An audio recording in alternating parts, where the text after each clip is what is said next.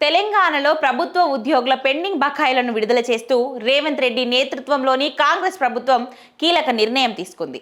Retired ఉద్యోగులకు సంబంధించి పేరుకుపోయిన జీపీఎఫ్ బకాయిలను మొత్తం క్లియర్ చేసింది. ఈ క్రమంలోనే తెలంగాణ ఆర్థిక శాఖ 1000 కోట్ల బకాయిలను విడుదల చేసింది. రాష్ట్రంలో చాలా కాలంగా పెండింగ్లో ఉన్న రిటైర్డ్ ఉద్యోగుల జీపీఎఫ్ బకాయిలను తాజాగా ప్రభుత్వం క్లియర్ చేసింది.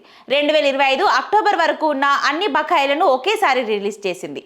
దీంతో ఆ నిధులు ఇప్పుడు నేరుగా రిటైర్డ్ ఉద్యోగుల వారి అకౌంట్లలో జమ కానున్నాయి. ఈ నిర్ణయంతో పదవి విరమణ చేసిన వేల మంది ఉద్యోగుల కుటుంబాలలో ఆనందాలు వ్యక్తమవుతున్నాయి. ఇక మరోవైపు ఇప్పటి వరకు పేరుకుపోయిన బకాయిలను విడుదల చేయడంతో పాటు భవిష్యత్తులో కూడా జీపీఎఫ్ నిధుల చెల్లింపులను మరింత వేగంగా రిలీజ్ చేయాలని రేవంత్ రెడ్డి ప్రభుత్వం నిర్ణయించింది. ఇందులో భాగంగానే ప్రతి నెల చేసే చెల్లింపుల పరిమితిని మరో 1000 కోట్లకు పెంచుతూ రాష్ట్ర ఆర్థిక శాఖ కీలక నిర్ణయం తీసుకుంది. ఈ నిర్ణయం వల్ల ఉద్యోగులకు సంబంధించిన క్లెయిమ్లు, బిల్లులు ఇక నుంచి బకాయిల రూపంలో పేరుకుపోకుండా ఎప్పటికప్పుడు క్లియర్ అయ్యే అవకాశాలున్నాయి. ఇక రిటైర్డ్ ఉద్యోగులకు రాష్ట్ర ప్రభుత్వం చెల్లించాల్సిన బకాయిలకు సంబంధించి జరుగుతున్న జాప్యంపై ఇటీవలే తెలంగాణ హైకోర్టు తీవ్ర ఆగ్రహం వ్యక్తం చేసిన సంగతి తెలిసిందే.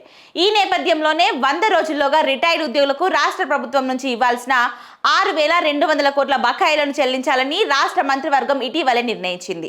ఇందుకోసం మంత్రులు, ఎమ్మెల్యేలు, ప్రజాప్రతినిధులు చెల్లించే జీతాలలో 50% కోత విధించాలని నిర్ణయం తీసుకుంది.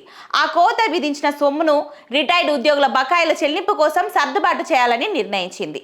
ఇందుకోసం వెంటనే రెవెన్యూ రిసోర్స్మెంట్ మొబిలైజేషన్ కమిటీ ఏర్పాటు చేయాలని కేబినెట్ ఆమోదించింది. ఇందులో భాగంగానే రిటైర్డ్ ఉద్యోగుల పెండింగ్ బకాయిలను రిలీజ్ చేయడం గమనార్హం.